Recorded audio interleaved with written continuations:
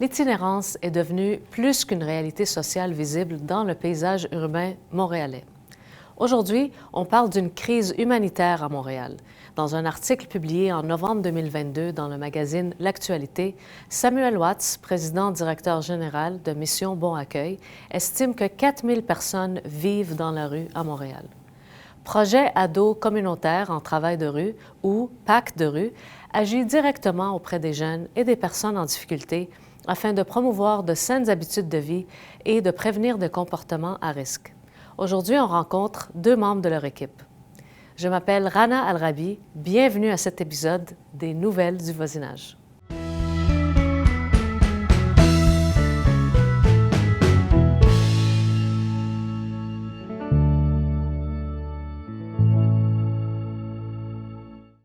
Déborah Grillo, coordonnatrice de projet, Angela Carter, travailleuse de rue depuis 3 ans au sein de PAC de rue. Bienvenue à cet épisode de l'émission Les Nouvelles du voisinage. Merci. Merci de nous inviter. Bien, ça nous fait grand plaisir. Alors, l'organisme PAC de rue aide les jeunes et les adultes en difficulté afin de promouvoir de saines habitudes de vie et de promouvoir des comportements à risque. J'aimerais commencer par vous poser la question. Comment est-ce que vous définissez une personne qui est en difficulté? Ce serait quoi les défis auxquels sont confrontées les personnes que vous aidez? Avant ça, on va peut-être vous parler un peu plus de qui on est. PAC de rue, dans le fond, on est un organisme communautaire qui a été fondé en 1991 par le biais du travail de rue. En tant que tel, on est présent dans 8 quartiers, en fait, définis à Montréal. Donc, on peut vous en citer quelques-uns comme Anjou, Saint-Léonard, Parc Extension, Villeray, Petite-Patrie, Saint-Michel, Mercier-Ouest, si j'en ai pas oublié. Dans le fond, il y a une équipe de travailleurs de rue, 16 travailleurs de rue qui chevauchent en fait ces quartiers-là pour faire du travail de rue. L'idée aussi, c'est qu'on a développé au fur et à mesure des années différents projets qu'on pourra vous parler aussi un petit peu plus tard, histoire de diversifier nos différents services auprès des personnes. On intervient auprès de tout type de personnes. Souvent, on pense que les intervenants sociaux de rue, on intervient auprès des gens en difficulté, mais on intervient auprès de tout le monde. Puis, dans le sens qu'on a créé différents services pour vraiment assurer une présence significative sur le quartier, une présence assidue. On met en place une écoute active. Après, on met en place des accompagnements personnalisés en fonction de la personne. On fait beaucoup de prévention et on essaie de faire du référencement personnalisé auprès des personnes qu'on accompagne au quotidien. Mais par exemple, si on pense à votre clientèle principale ou vos clientèles principales en termes de jeunes et d'adultes, est-ce qu'il y a des problématiques spécifiques auxquelles vous intervenez? Mais dans le fond, on intervient, on parlait qu'il y a différents quartiers et chaque quartier représente des réalités spécifiques. Donc, dans le quartier, effectivement, on va travailler autant auprès de personnes en situation d'itinérance que jeunesse. Il y a un grand volet jeunesse. Donc, on peut aller dans les écoles, dans les maisons des jeunes, dans les lieux publics comme les parcs. Fait qu'il y a aussi des personnes, vu qu'on est aussi en lien avec les différents acteurs de quartier, on a du référencement. Donc, il peut y avoir des monsieur, madame isolés, par exemple, qui ont besoin de soutien ou quoi que ce soit. Mais comme Déborah parlait, ça peut être aussi pour juste parler de choses. Là, ça n'a pas nécessairement besoin d'être quelque chose de négatif. On est là pour toutes sortes de situations. Et vous avez plusieurs initiatives en cours, tel le projet de cohabitation sociale positive. Ça m'a beaucoup intéressée quand j'ai pris connaissance de votre demi-journée de sensibilisation sur l'itinérance. Vous avez aussi le centre de jour pour les personnes en situation d'itinérance, le projet Prévention des dépendances au sein des écoles secondaires, le projet Spirale, un projet qui permet de travailler avec d'anciens contrevenants formés à devenir des mentors pour intervenir dans les centres de jeunesse, par exemple, dans les écoles. Est-ce que vous pouvez nous parler un peu de peut-être un ou deux de ces projets pour qu'on en sache un peu plus? Et oui, bien sûr. Comme je disais, on a beaucoup de projets qui ont émané au fur et à mesure des années parce qu'on s'est rendu compte que les besoins étaient de plus en plus grands et puis qu'on voulait s'y adapter par rapport au centre de jour. Donc, c'est un centre de jour qu'on a ouvert il y a un peu plus de 3 ans. Donc là, il est ouvert semaine et week-end. Donc, on a 2 équipes. On a 2 équipes d'intervenants de semaine, 2 équipes la fin de semaine. L'idée, c'est vraiment d'avoir un espace accueillant. Donc, on fait de l'accueil inconditionnel pour les personnes de la rue. D'offrir un espace reposant. Donc, les personnes peuvent se déposer, vraiment. Elles arrivent, elles se déposent, elles peuvent prendre, elles ont accès à un repas chaud. si elles le désirent, des collations, etc. Elles ont accès à un espace pour se reposer, pour s'allonger. Il y a aussi un espace aussi self-care pour les femmes. S'il y a une femme qui veut s'isoler aussi à l'écart des hommes, par exemple, on peut offrir cet espace-là. Les intervenantes, les équipes qui sont sur place, autant semaine, week-end, peuvent offrir aussi de l'accompagnement psychosocial adapté en fonction des réalités des personnes. On a des services de soins infirmiers aussi qui est plusieurs fois semaine. On a un service de dépannage aussi vestimentaire et de produits d'hygiène. Puis, quelque chose aussi qui s'en vient, on est en train de travailler aussi sur un projet de vérification de drogue. Donc, incessamment sous peu, c'est sûr qu'il faut avoir les dérogations, dérogations Santé Canada qui peuvent prendre un peu de temps, mais on espère que d'ici printemps, automne prochain, on pourra mettre en place la machine spectromètre pour vraiment vérifier les drogues. L'idée, c'est vraiment de faire en sorte que les personnes puissent mieux se prévenir, en fait, d'une overdose possible avec la présence de fentanyl ou d'autres produits dont la personne ne pourrait pas être au courant et puis pourrait interférer dans son comportement, sa consommation, etc. Donc, on espère bonifier encore notre service de centre de jour avec ce service-là. Mais c'est pas mal la panel de services qu'on peut offrir au centre de jour. J'ajouterais aussi la distribution de matériel stérilisé. Donc, les personnes peuvent venir justement s'équiper en tout ce qui est comme matériel pour consommer les drogues parce qu'on fait la réduction des méfaits au sein de Pacte de rue. Donc, c'est question de consommer de façon sécuritaire. Et où se situe ce centre de jour et est-ce que c'est ouvert à tout le monde qui a besoin? Oui, c'est ouvert à tout le monde qui a besoin. C'est situé au 616 Jarry-Est, donc à peu près 3 minutes à pied du métro Jarry. C'est ouvert de 11h à 16h du lundi au dimanche. Sauf le vendredi, parce qu'on fait notre réunion d'équipe, c'est ouvert un petit peu plus tard, mais sinon c'est ouvert toute la semaine et week-end. Et si on regarde dans le contexte actuel, est-ce que vous trouvez qu'il y a une particularité au point de vue des personnes qui viennent pour bénéficier de ce centre? Est-ce que c'est plutôt peut-être un certain âge ou certains profils? Ou... C'est 18 ans et plus. C'est ça, c'est 18 ans et plus. C'est sûr qu'on accueille des gens un petit peu plus âgés que ça. Mais aussi, on est un espace aussi qui n'existait pas auparavant dans le quartier. Il faut aussi savoir qu'il y a beaucoup de gens qui ne s'identifient pas au centre-ville, etc., qui ne sont pas forcément à l'aise d'aller vers les ressources d'hébergement d'urgence, centre de jour, au centre-ville. Donc, on est un espace aussi où les gens ont une identité à Villeray, ainsi que les quartiers environnants. Donc, il y a une appartenance à ces quartiers-là. Donc, ils se retrouvent aussi dans un centre de jour qui leur appartient, dans lequel ils se retrouvent, dans lequel aussi ils se situent aussi de manière spatiale, on va dire. Donc, ça répond vraiment à un besoin concret d'une réalité, d'une population qui était là, mais qui n'avait pas forcément de service dédié à eux, en fait. Donc, finalement, c'est quand même des gens qui sont du secteur, qui ont un sentiment d'appartenance parce que soit ils ont vécu, soit ils ont fait des passages dans leur vie dans ce quartier-là. Donc, ça répond à ces besoins de ces personnes-là. Mais je dirais que c'est plus au niveau de quarantaine d'années en général, en moyenne, si on peut dire ça. 40-50. Oui, 40-50, des personnes qui viennent vraiment... de partout, là, de différents profils. C'est... Autant des hommes que des femmes. C'est sûr qu'on a majoritairement plus d'hommes que de femmes, mais quand même, on... Et comment est-ce qu'ils entendent parler de ce centre de jour? Bien, ils en entendent parler par le biais aussi des travailleurs de rue qui sont sur tous les quartiers, qui sont aussi porteurs aussi de tous nos services à longueur d'année. Puis par aussi le VIET qu'on travaille beaucoup en partenariat en fait avec les différents organismes du quartier de Villeray, des quartiers environnants. On travaille avec les institutions aussi, donc c'est un gros travail de partenariat aussi. Donc, par exemple, on travaille en collaboration avec le refuge du Cœur de l'Île, qui est vraiment très proche. Donc, il y a aussi un va-et-vient de ces personnes-là entre le refuge, le centre de jour. Il y a une collaboration qui se fait. Donc, les partenaires savent qu'on existe. Il peut y avoir des références du SUS, par exemple, des intervenants communautaires, d'autres organismes qui nous réfèrent des personnes et vice-versa. C'est un travail commun, en fait. On ne travaille jamais en silo, on travaille en partenariat. C'est ça qui fait la force aussi du travail social, là.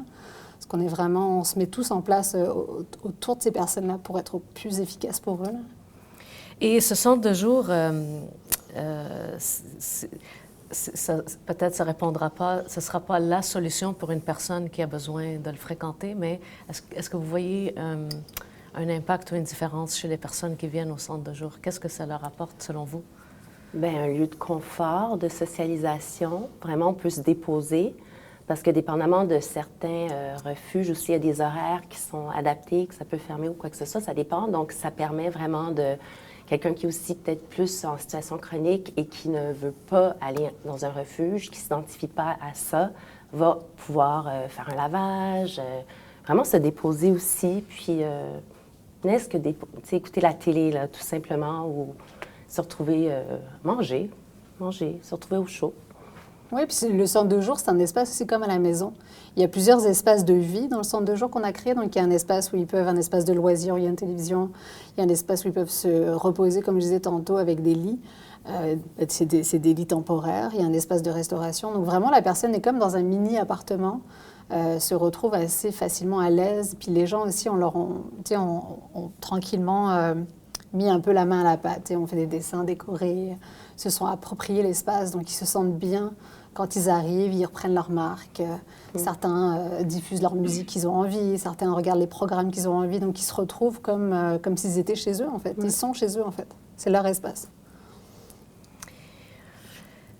Et à travers votre travail de rue, justement, votre équipe, par exemple, à travers le projet de cohabitation sociale positive, vous rapprochez des personnes qui vivent en marge des structures sociales pour favoriser justement cette cohabitation. Est-ce que vous pouvez nous décrire votre philosophie d'intervention quand on parle de cohabitation sociale positive? Est-ce que tu veux y aller? Bien, dans le fond, c'est que les personnes qui sont en situation d'itinérance sont des individus et ce sont des citoyens à part entière. Et dans le fond, on monte des projets pour les intégrer dans le quartier au même titre qu'eux. Et elles font des actions, des missions de travail avec les personnes de la population, donc pour comme créer justement cette cohabitation positive-là. L'idée, c'est vraiment d'inclure les gens. Dans le fond, les gens de la rue, c'est des citoyens.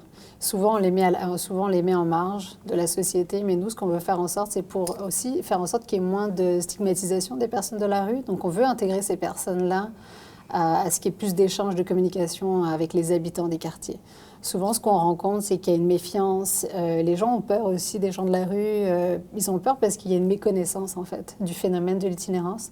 Donc, ce qu'on essaie de faire en sorte aussi avec les journées de sensibilisation, c'est d'outiller les personnes au phénomène de l'itinérance, d'expliquer qu'il n'y a pas de parcours type, que ça peut arriver à n'importe qui, en fait. Du jour au lendemain, il y a une situation de vie qui se passe, un divorce, une séparation, une perte d'emploi. L'itinérance est quand même assez proche. Donc, ça peut toucher tout le monde. Donc, on veut sensibiliser les gens à faire en sorte que ces gens-là soient plus intégrés dans la communauté, dans la société à part entière. C'est des citoyens. Donc ce projet-là, par le biais des actions d'entraide, l'émission dont parlait Angela tout à l'heure, c'est vraiment faire en sorte que les personnes s'impliquent. Par exemple, dans le quartier de Rosemont, on a fait en sorte que toute une équipe de gens de la rue puisse distribuer le blé d'Inde. C'est la grosse fête de quartier au Parc Pélican. Mais veut pas, les gens se sont complètement intégrés dans la fête de quartier, ont pu échanger directement avec les citoyens, puis ils avaient une place. Donc nous, on fait en sorte que les gens de la rue aient une place, en fait, dans la communauté. Ils sont souvent en marge, comme je disais, donc c'est juste rétablir, en fait, l'ordre des choses. On ne devrait pas mettre en place un tel projet, mais veut pas, la société fait en sorte qu'on se rend compte qu'on est obligé de le faire. Donc on veut juste faire en sorte que les gens soient plus acceptés en tant que tels, en tant que n'importe quel citoyen, comme je disais tantôt. Est-ce qu'il y a un exemple d'un outil que peut-être vous pouvez nous présenter que dans votre sensibilisation, démystifier l'itinérance, un outil que vous présentez au public? Parce que je pense qu'on se côtoie, les gens en situation d'itinérance ont leur place, ils sont là parmi nous. C'est juste que je pense que quand on se rencontre, on ne sait pas quoi faire. Ouais. Même si on veut aider, on ne sait pas quoi dire. Donc, est-ce qu'il y a un exemple d'un outil que quelqu'un qui écoute pourrait peut-être prendre note? Oui, bien sûr. Avant de parler d'un outil qu'on a mis en place surtout, souvent les gens nous disent, comme tu viens de nous poser la question, qu'est-ce qu'on peut faire? Ne serait-ce que juste d'être attentif à la personne, de lui répondre, de lui souhaiter un bonjour. Parfois, les gens nous disent qu'ils ne sont pas forcément à l'aise de donner de l'argent ou quoi que ce soit, mais OK, fine. Mais par contre, ça peut être de lui offrir un café, commencer une conversation, juste de lui demander « Allô, comment ça va? Passe une bonne journée ». C'est déjà super winner. Puis, ce qu'on a fait aussi, on a mis en place des cartes ressources avec des besoins de base des personnes de la rue. Souvent, les gens nous disent « Ah, si jamais ils nous demandent une ressource, etc. », on ne sait pas vraiment où référer la personne. Donc, ce qu'on a fait en sorte, c'est on a constitué des cartes pour chaque quartier, avec des ressources bien spécifiques par quartier. Comme ça, c'est des cartes qui sont distribuées aux citoyens, principalement aux commerçants aussi. Comme ça, les personnes sont outillées à savoir, en tant que telles, si la personne a besoin de manger, se loger, se vêtir, etc., la personne sait exactement où référer à la bonne personne. Comme ça, la personne, elle est sensibilisée, elle est outillée, puis elle peut directement se mettre en action. On a mis aussi en place... on voulait aussi être accessible aux enfants aussi, pour que les enfants puissent aussi sentir un peu qu'il y ait un peu plus d'aisance aussi à parler aux gens de la rue. Donc, il y a une de nos intervenantes, Raphaël, qui avait mis en place par le biais d'une histoire. Elle avait constitué en fait des bas. L'histoire, ça parlait d'un monsieur qui avait perdu ses bas dans un parc, etc. D'ailleurs, c'est un outil qui nous a été recommandé par l'organisme L'Anonyme. Puis avec cet outil-là, en fait, on faisait en sorte que la personne, que les jeunes, les enfants qui participaient à cette activité-là, puissent repartir avec le bas, puis puissent avoir un premier échange avec quelqu'un de la rue. Donc leur action, c'était de distribuer ce bas-là à des gens de la rue. Donc ça faisait en sorte qu'il y ait quelque chose, en fait, comme un... Quand j'arrive plus à trouver mes mots, comme quelque chose qui faisait en sorte que la personne puisse être plus à l'aise de parler à cette personne. Ça brise... Il y avait un vecteur, c'est ça, un vecteur de communication. Ça brise la barrière. Exactement. Ouais. Donc les jeunes, les enfants pouvaient participer aussi à faire une action, en fait, directe avec les gens de la rue. Parce ce qu'on remarque, c'est que les enfants sont les premiers à dire « Ah, maman, papa, il y a quelqu'un qui est là, est-ce que je peux lui donner de l'argent? » Souvent, on remarque qu'ils ont cet instinct. Donc, c'est bien de les inclure aussi dans cette éducation. Est-ce que vous pouvez nous décrire un peu c'est quoi le travail de rue? Moi, je suis très curieuse de savoir en quoi ça consiste. Bien, le travail de rue, on agit comme un intervenant psychosocial, mais dans un quartier défini, comme j'expliquais, selon des réalités qui sont propres au quartier. Et vraiment, c'est... En gros, un travailleur de rue, pour commencer, va arpenter les rues pour prendre le pouls de qu'est-ce qui se passe, de voir les points où est-ce qu'il y a de l'activité, prendre en note toutes les ressources pour les connaître, pour éventuellement pouvoir référer ou justement créer des liens entre tout ça. Disons, pour les travailleurs de rue qui ont des mandats jeunesse, parce que aussi on fait de la prévention dans les écoles, par exemple, c'est vraiment de connaître la directrice, par exemple, de connaître aussi les horaires des maisons des jeunes, pour être là, pour pouvoir référer aux jeunes, d'offrir une présence là. Fait que c'est vraiment très vaste, c'est très tentaculaire, le travail de rue.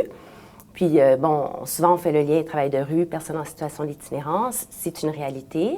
On est outillé pour aller vers ces personnes-là, ou du moins, parce qu'on est vraiment des personnes qui entrent en contact avec les gens. Mais ça peut être aussi, comme on expliquait tantôt, il y a des références. Fait que le CLSC qui va avoir notre numéro de téléphone, qui va nous appeler, telle personne vit telle situation, est-ce que tu serais comme disponible pour la rencontrer? Puis, dans le fond, le travailleur de rue est là. On accueille les personnes telles qu'elles sont. On est vraiment des personnes humanistes. Le respect, la dignité, c'est des valeurs qui nous habitent. Puis c'est pour ça que, on va à la rencontre des personnes selon les besoins. Puis une journée varie. Il n'y a jamais de journée type. Il y a jamais... On ne sait jamais un peu qu'est-ce qui va arriver en gros. Puis ce qui fait qu'on peut travailler avec les individus, c'est le lien de confiance qui se crée à long terme. Fait que c'est pas un vas-y, là, telle personne a besoin de ça ou va sauver telle personne. Non. On crée un lien, on fait la réduction des méfaits, comme je disais. Donc, ça, c'est une approche parce pour la santé, pour les risques des personnes, on distribue du matériel de consommation qui est stérilisé, mais aussi on a en fait un pack-sac. Notre bureau, c'est un pack-sac, puis là-dedans, il y a différents outils. Puis on a des cartes d'affaires. Aussi, le travailleur de rue agit à un côté plus... il y a les tables de quartier, fait qu'on donne notre voix, on observe le pouls, on est la voix de certaines personnes. Fait que c'est ça. C'est qu'il y a beaucoup de choses qui arrivent, puis souvent, c'est d'être capable de tout mettre ça comme dans un agenda, puis d'avancer dans sa journée avec ça. Vos journées doivent être vraiment intéressantes. Vraiment intéressantes. Ça me semble comme être la carrière de l'avenir. Travailleur de rue. Tout le monde. On est actif, on voit toutes sortes de choses. Est-ce que vous pouvez nous donner des exemples de réussites récentes, vraiment dans le domaine soit de l'itinérance ou auprès des diverses clientèles que vous aidez? Est-ce qu'il y a Moi, je dirais que c'est intéressant parce qu'on parle de réussite. Puis, la réussite, c'est tellement vaste. C'est quoi une réussite? C'est pour qui? Pourquoi? Puis, vu qu'on va à la rencontre de personnes, puis qu'on est là, ce qui est la réussite de la personne accompagnée ne correspondra sûrement pas à la mienne. Donc, on est là pour répondre aux besoins, mais aussi d'écouter. Puis, c'est un cheminement aussi qui va pas par pas. Donc, moi, je serais portée à dire, en tout cas, que c'est dur de définir c'est quoi une réussite. Puis ça appartient à chaque personne. Ce qui va être une réussite pour Angie ne sera pas forcément la mienne pour moi et vice-versa. Donc, pour les personnes qu'on accompagne, c'est la même chose. Est-ce qu'il y a des exemples qui vous viennent à l'esprit de gens que vous avez rencontrés dans le cadre de vos interventions, que vous avez vu un changement ou une amélioration dans leur qualité de vie? Wow, c'est vraiment ça. Oui. Oui. Mais oui, bien sûr. Souvent, après aussi, c'est quelques années après, quand on a des retours sur une situation, quand on n'est plus dans le quartier ou qu'on a changé de poste ou de mandat, qu'on nous interpelle sur une situation pour nous refléter que la personne a pu avoir une transformation dans sa vie, etc.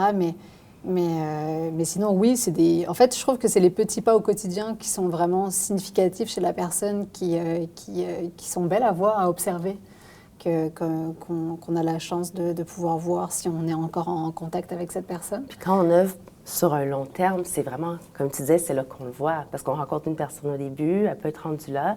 Nous, on a travaillé dans un même quartier, donc on peut faire des liens. Des fois, Déborah va être là, comment va cette personne? Tu sais, puis au fur et à mesure des années, on voit que la personne aussi est passée par différentes phases, mais aussi... ça fait partie de la game. Tu sais, souvent, les personnes vont faire un pas d'avant, un pas de recul, mais ça fait partie du cheminement de la personne. Donc, il faut aussi se dire, en tant qu'intervenant, on voudrait, pas faire des miracles, mais on voudrait intervenir sur telle ou telle sphère de la personne, mais il faut y aller avec le rythme de la personne. Donc ça peut être confrontant, mais on apprend au fur et à mesure des années. Puis la personne, si elle en est là en tant que telle, c'est qu'elle a choisi aussi d'être dans cette phase-là, ou peu importe les circonstances de la vie, on fait en sorte qu'elle soit là, mais ça appartient à cette personne. Ça prendra le temps qu'il faudra, puis c'est bien correct avec ça, là. Et si on vous demandait, par exemple, quelle est la meilleure façon d'intervenir auprès d'une personne en situation d'itinérance? Est-ce qu'il y a une meilleure façon? Est-ce que c'est nécessairement de lui trouver un logement? Ou est-ce que ça peut être vraiment diverses façons d'aider quelqu'un en itinérance? Parce que si on regarde la situation à Montréal, il y a récemment un article dans le magazine L'Actualité où le président directeur général, Sam Watts de Mission Bon Accueil, est cité en disant qu'en automne dernier, on dénombrait 4000 personnes à Montréal qui vivent dans la rue. Donc, selon votre expertise, quelle est la meilleure façon pour aider une personne en itinérance? Moi, je dis, on est là. Donc, la personne, on rentre en contact avec la personne, puis ensuite, on écoute ses besoins. Tu sais, souvent, les besoins ne sont pas rencontrés. Donc, c'est d'y aller pas par pas. Je trouve que ça rejoint un petit peu ce qu'on disait tout à l'heure, mais je ne saurais pas comment. Puis d'y aller avec bienveillance. L'idée d'être là pour la personne, c'est d'être là pour l'accueillir, d'être une écoute, une oreille attentive, puis de savoir où la personne elle en est, tout simplement. De savoir qu'est-ce qu'elle a besoin, en fait, concrètement. Parce qu'on se disait, par rapport à un logement, ça pourrait que ça soit le but ultime de chaque personne, mais ça se pourrait que la personne ne soit pas rendue là. On s'entend que la situation à Montréal, actuellement, fait en sorte que c'est compliqué de se loger pour n'importe quel concitoyen. Puis là, on se rend compte aussi que parfois, pour des personnes en situation d'itinérance, là, je parle d'itinérance chronique, il faudrait qu'il y ait davantage de logements qui soient plus adaptés aussi. Il y a beaucoup de projets qui se mettent en place avec lesquels on travaille, où les personnes peuvent avoir accès à un logement, mais en contrepartie, il y a un accompagnement psychosocial qui se fait. Puis il faut aussi se dire aussi qu'un appartement, c'est pas adapté pour tout le monde. Est-ce que ça veut dire qu'une personne va être suffisamment apte à pouvoir se faire à manger, à pouvoir ne serait-ce que vivre dans un appartement de manière isolée? Ça aussi, il faut se dire aussi que, veut pas, dans la rue, il y a tout un écosystème qui se met en place. Les gens sont solidaires entre eux. Il y a une entraide qui se met en place. Mettre quelqu'un dans un logement de manière complètement isolée, c'est complètement dénaturer sa façon de vivre. C'est complètement la déconnecter de sa réalité. Donc, c'est pas forcément la solution ultime, en fait. Donc, puis on se rend compte actuellement que les logements sociaux, il n'y en a pas assez, que le niveau de vie à Montréal, là je parle pour Montréal, est devenu très excessivement cher. Donc ça touche toutes sortes de publics en fait. Et je sais qu'il nous reste peut-être quelques minutes, donc je suis curieuse de vous entendre sur peut-être un projet, de vos autres projets, par exemple, vous pouvez choisir peut-être Spirale, juste nous donner une idée de vos autres interventions. Ben, Spirale, en fait, il faut savoir que Pacte de rue fait partie d'un collectif de travail. En soi, le projet Spirale, c'est plus le projet, là, le volet du projet de Père et Danse. Dans le fond, l'idée, c'est vraiment de former d'anciens contrevenants à devenir des mentors auprès de jeunes, en fait, qui sont soit membres de gangs ou soit qui ont participé ou qui commettent des activités criminelles. Donc l'idée, c'est vraiment de former ces mentors-là pour qu'après, il y ait vraiment une sensibilisation qui soit faite auprès de ces jeunes-là, que ce soit dans les centres jeunesse, que ce soit dans les milieux scolaires. Donc l'idée, c'est vraiment de faire en sorte aussi que ces anciens contrevenants puissent proposer des alternatives, en fait, à ces jeunes-là qui sont bien ciblés. Donc c'est un projet qui existe depuis plusieurs années, qu'on a repris le volet Père et Danse, puis là, on est en train de lui donner un nouveau souffle, en fait, à Pacte de rue. Donc, c'est assez nouveau.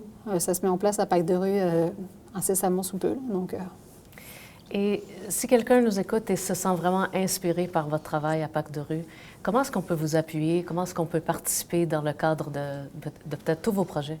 C'est sûr qu'on est facilement rejoignable. On essaie d'être très actifs sur nos réseaux sociaux pour que les gens comprennent un peu qui on est, qu'est-ce qu'on fait. Ce qu'il faut savoir aussi, c'est que c'est sûr qu'on a beaucoup de subventions. D'ailleurs, on remercie nos bailleurs de fonds. Mais ce qu'il faut savoir dans les subventions, c'est que ce qui englobe souvent les subventions, c'est les ressources humaines.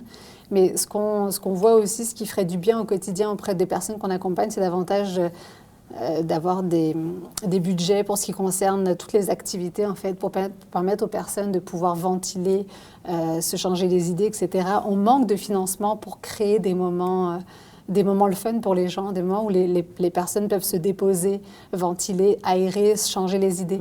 Donc, on aimerait ça avoir souvent un peu plus de budget, de financement pour pouvoir proposer, mettons, d'aller une soirée cinéma avec un groupe de personnes. Ça ferait beaucoup de bien là, au quotidien des personnes. Sortir de la ville. C'est ça, sortir de la ville, sortir dans de le contexte. son contexte, ouais. Exact. Donc ça, on s'entend qu'on aurait besoin de soutien par rapport à ça. Eh bien, vraiment, Déborah Griot et Angela Carter de Pacte de rue, je vous remercie pour être là avec nous aujourd'hui. Merci beaucoup. Merci de nous avoir reçus. Merci. Ça nous fait plaisir et on se rencontre à un prochain épisode de l'émission Les Nouvelles du voisinage. Et pour écouter toutes nos émissions, on se voit sur tcftv.ca.